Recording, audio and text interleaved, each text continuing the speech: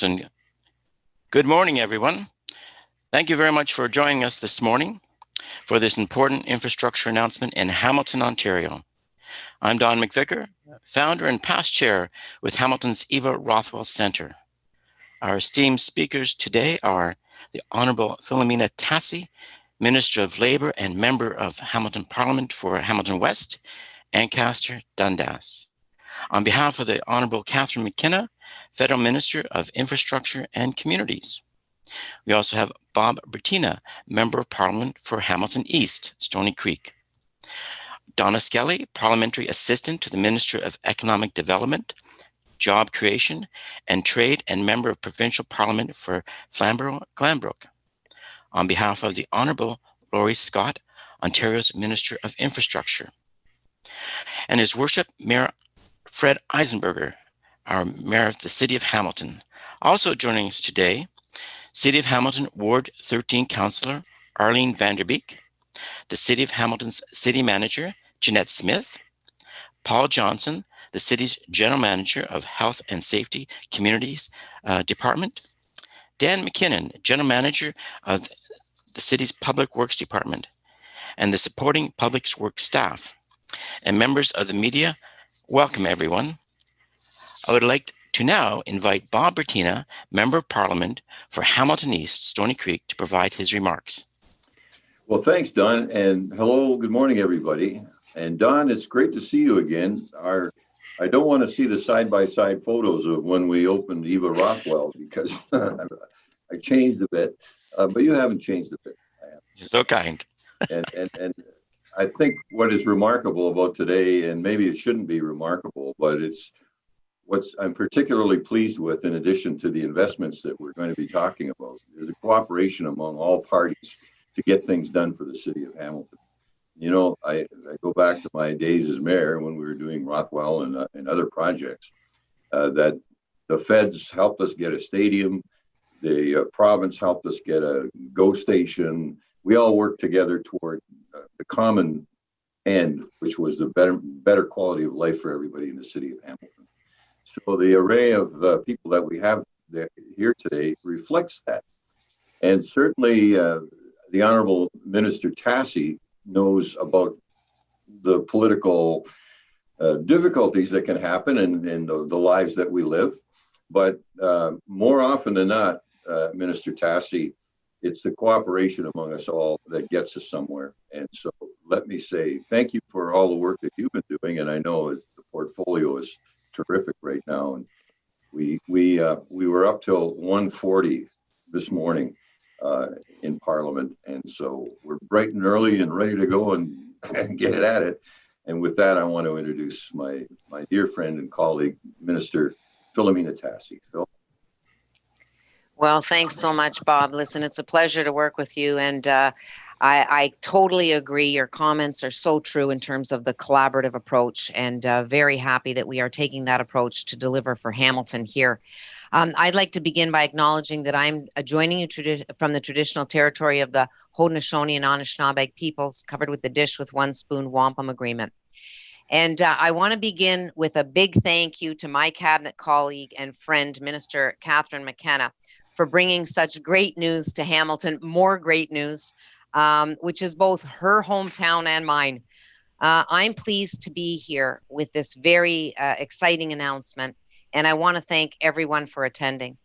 It's good to see all of the smiling faces today with great gratitude, I know, with the funds that are going to be announced. So it's not every day that I get to announce that the Government of Canada is investing $3,380,891.20 in these projects through the Community, Culture and Recreation Infrastructure stream of the Investing in Canada plan.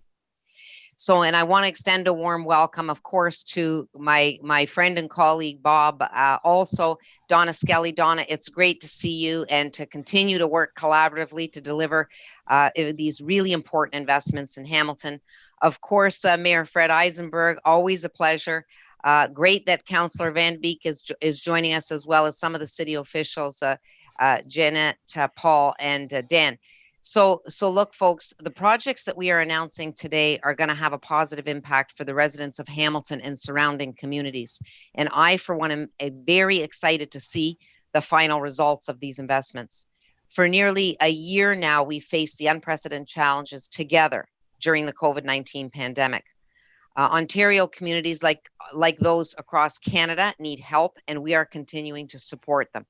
Strategic investments in community and cultural infrastructure are critical to building communities where residents can thrive.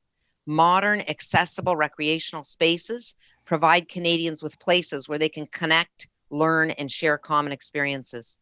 And now more than ever, we need to ensure that these spaces are conducive for safe gatherings. That's why today's 4 projects are a welcome investment for Hamilton and its residents.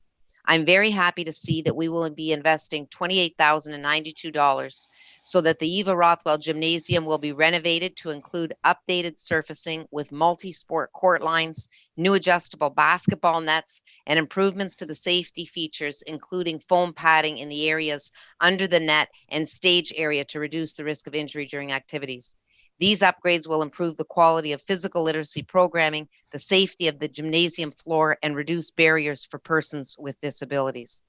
The Central Memorial Recreation Center elevator will be replaced through a federal investment of $160,000. Various components of the elevator will be replaced, including wiring, control systems, and car and cabin interior, fixtures, door equipment, hall button panels, and the valve pump and tank. The third project will invest $1,432,799 to create a barrier-free accessible pathways throughout the Hamilton Amateur Athletic Association Park, improve drainage for better grass growth, and upgrade the lighting to LED. The playground and spray pad amenities will also be upgraded to replace assets that have reached end of life. And finally, we are investing $1,760,000 to repair and replace roofs at the Mohawk Ice Center, Bonetto Community Center, Dundas Community Pool, and Shadoke Golf Club. These improvements will extend the life of these recreational facilities for years to come. These investments will enable these valuable pieces of Hamilton public infrastructure to continue to serve our community for many years to come. Infrastructure improves our lives by providing common areas and common assets that create opportunities for growth and development by individuals and families. I am a great sports fan. I and my family have appreciated the wonderful public infrastructure investments by the city, the provincial and federal governments who have made this available. I'm very happy to make practical investments like these, which I know will improve the lives of Hamiltonians for years to come. And I want to thank all the partners that are making this announcement possible today. Back over to you, Bob. Back over to me, and once again, thank you for those comments. And next, I'm going to send it over to Donna Skelly. Donna, it's good to see you this morning, and please go ahead with your remarks. Good morning, MP Bertina. And before I get into my formal remarks, I just want to build on something that you said earlier, and that is that I'm looking at my friends from 3 levels of government right now, and I think Hamilton is probably the most unique city in the country. We are not 6 degrees of separation. It's more like 2 degrees of separation. All of us have personal relationships outside of politics. And undoubtedly, it's because we've built these relationships over the years, and I mean decades, that we have put partisan politics aside over the past 12 months and genuinely, authentically done what we believe and have tried to do to help people in Hamilton and to get through this pandemic so that we not only survive it, but we can thrive once we get through the summer. So thank you to all of you. And I know that this is just one more indication that we can work together because we believe it's important to do what's best for the people that we represent. So thank you all. And I'll go back to my official comments now. In a time when our province and our country have encountered extremely challenging circumstances, I am providing some good news for the Hamilton community. On behalf of my colleague, Laurie Scott, the Minister of Infrastructure, and the Ontario government, I'm here to announce that more than $2.8 million in provincial funding to improve recreation infrastructure in the city of Hamilton. This funding will help 4 community recreation infrastructure projects in the city of Hamilton. Many of these will improve accessibility. The elevator at the Central Memorial Recreation Center will be replaced. New flooring and adjustable basketball nets will be installed at the Eva Rothwell Center, and barrier-free pathways will be created throughout the Hamilton AAA or Amateur Athletic Association Park. This funding will also see the replacement of roofs at 4 community centers. The projects that we are announcing today are in addition to many others that we are supporting through the Investing in Canada infrastructure program in our region. And this includes announcements made earlier this month for improvements to the Hamilton Children's Museum and the Dundas Valley School of Arts, as well as the Griffin House. By supporting cultural and recreational infrastructure projects like the one we are celebrating today, we are helping to make our community stronger and more inclusive. The Investing in Canada infrastructure program is providing up to $30 billion total project funding for communities right across Ontario over 10 years. And this includes over $10.2 billion from the provincial government. Together, we are rebuilding the economy and creating healthy and safe communities across Ontario through our provincial-federal partnership. I would like to thank all our community representatives for your work and, of course, our federal partners. And now I would also like to invite His Worship Mayor Eisenberger to bring remarks on behalf of the City of Hamilton. Fred? Well, thank you very much, Donna, and great to be with all of you. Don, great to see you, our champion for North End families for so many years and still going strong. So thank you for your great work. And as all of you have pointed out, we can do so much more when we're working together. And I think this pandemic has required a working relationship that I think is necessary in all communities and certainly has been very evident here in Hamilton. With the good work of Donna Skelly and Bob Bertina and Filomena and our former expat Minister McKenna heading up the infrastructure portfolio, obviously her heart is often still very much in Hamilton, even though she lives very much in Ottawa. But her family is still here, and certainly that doesn't hurt Hamilton's opportunities in terms of getting dollars to help support our community.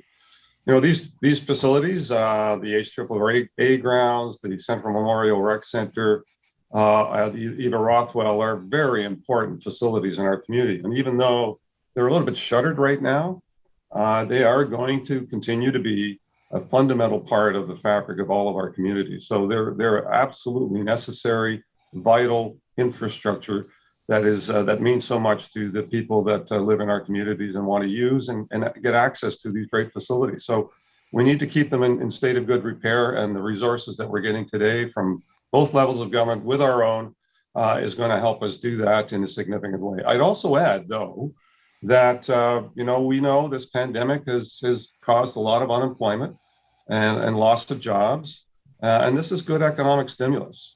Infrastructure spending actually supports our economy, supports individuals in our community to get back to work, do the infrastructure work, but also get the employment happening that keeps our population solvent and continuing to move forward. So it's an opportune time to make these key strategic investments in our community. And we all support being healthy and well, and right now that's the order of the day throughout this pandemic.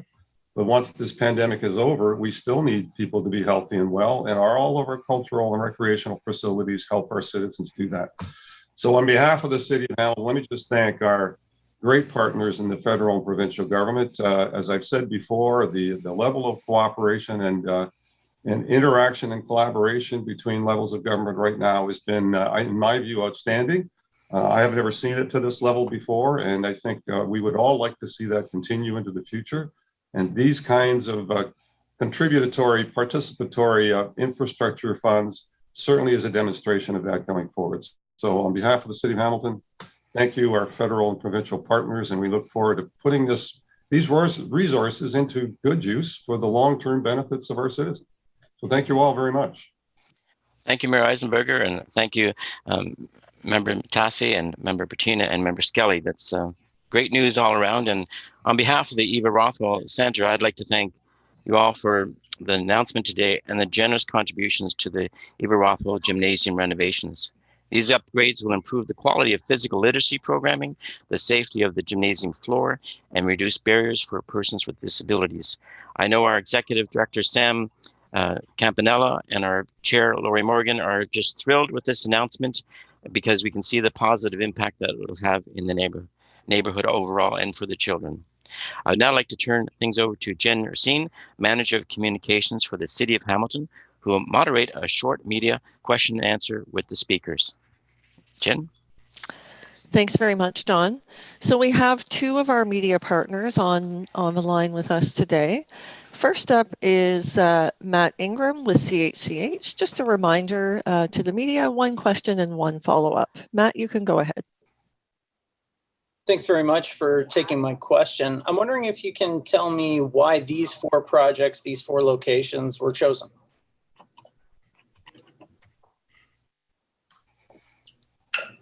Paul Johnson's on the line. I think Paul would be probably best positioned to answer that question, heading up our emergency community services. So Paul. Thanks very much. And you know, when it comes to these types of projects, there are a number of infrastructure projects at the city at any given time. And so the work that generally happens in partnership with council is that staff look at some of the priority projects across the community. We put those forward. Council understands that there's always a list that's larger than the funding that we'll receive, but this is the way it's worked regularly with these infrastructure investments. And I just have to say, when you look at some of these pieces, when you go to these facilities, people want the activity that's inside. But you have to realize there are no recreation facilities if the roof isn't fixed. If we can't have that type of upgrade that happens regularly, it isn't maybe the sexiest investment, but it's a really critical investment that allows people to go to the Eva Rothwell Center, to be involved in our recreation facilities. And so these have been priorities for us as staff and council for a couple of years, particularly the roof replacement program. As our infrastructure ages, we need to upgrade a number of pieces. And then, of course, when you look at a great community partnership that the city's enjoyed with the Eva Rothwell Center for, I'm trying to remember, you know, Don, how long we've been working together on this in the community, but it's just one of those little pieces of investment that is the alternative places that people go for recreation. And I'll just say, as you know, through the city of Hamilton, we have a number of great alternative providers of great recreation and social support programs like Eva Rothwell and like some others in our community. And so it's wonderful to see that investment flowing to those facilities as well as some of our municipal facilities. So as always, lots of projects prioritized in some ways and submitted for consideration.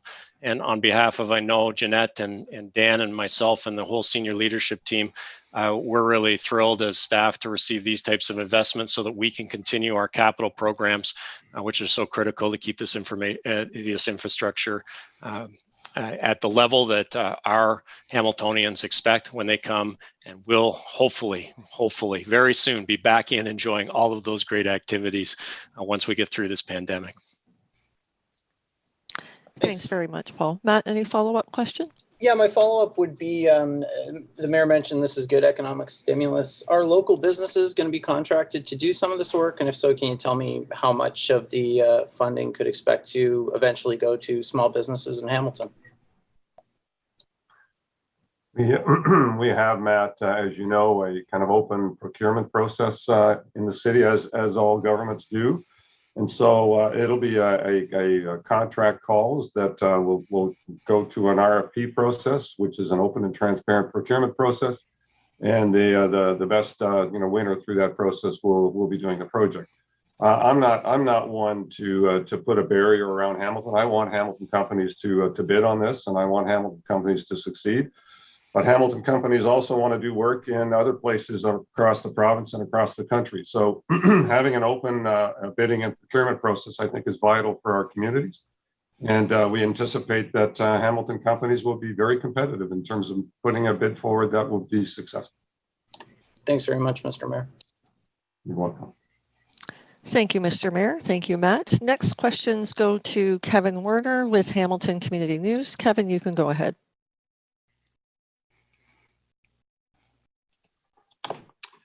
Thank you.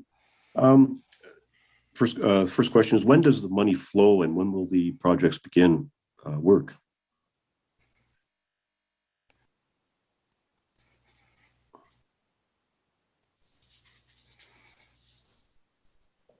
Let me throw it over to Paul Johnson in terms of anticipating when the money will flow. So, Paul, do you have some information as to when we're going to see that money coming to us? So I don't have specific dates. I'm not sure if anybody else on here. Typically, this is the announcement phase. We will quickly then start to work on the agreements and have the money flow. And you know, Hamilton's no stranger to these infrastructure investments. They happen well. And what I will say is on the other side, these are projects and these are activities because this was you know, demanded of those that were applying for these funds, that these projects are ready to go as part of a capital program. These are not ideas that we're thinking about and will come at some point. These are things that will happen fairly quickly.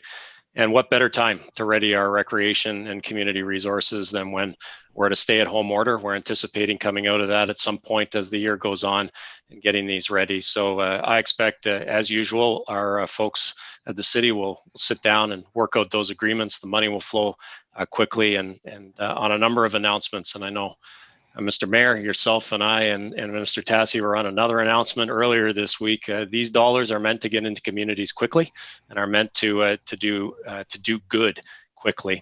And whether it's rapid housing or whether it's this type of infrastructure investment, I know it'll happen as fast as we can make it happen. Thank you, Paul. Kevin, any follow-up? Yeah, I'll take a follow-up. I guess it's to Paul. When anticipate the recreation facilities, especially these, to be possibly this year? So I wonder, Dan, if you have any knowledge of when these are starting, but you know, we have a number of roofs that are ready for repair. So I know our facilities folks will be hard on it. We can follow up with you, Kevin, and see what the order of operations is for some of the other recreation center work. But I know if we can get at it as fast as possible, we will. But Dan, do you have any other sense of the actual timing of some of these? Thanks, Paul. No, I give the same answer that you did, and Romy Angelo can follow up, Kev, with you offline to give you some details. But again, just as a reminder, we got to get through the funding agreements. Some of these will require RFPs to be completed and then award. I expect that some of the roofing projects will definitely get done this year, but Rome could probably give you some more detail offline, and maybe the same for Cynthia Graham, the HAAA project. We can give you some firm timelines offline if you like. Thank you. Thanks very much, Paul and Dan. And that concludes our media questions for this morning. I do know that the media release has been posted, so I'll invite Kevin and Matt and other media to please reach out to me after the event if you have any further questions. Thank you. And Dawn, back over to you. Thank you, Jen. And Jen, I'd like to thank you for organizing this and also the members of Cable 14. It's been a tremendous opportunity to come and meet together today. And I'd like to extend my heartfelt thanks to today's speakers and express my sincere appreciation for today's announcement. This funding will help to ensure that facilities can be enjoyed by our community for years to come. Thank you to all for our attendees and media for joining us this morning. And with that, I'd like to conclude today's events. Thank you all. Good job. Thanks, everybody. Thanks, Paul. Thank you. Bye.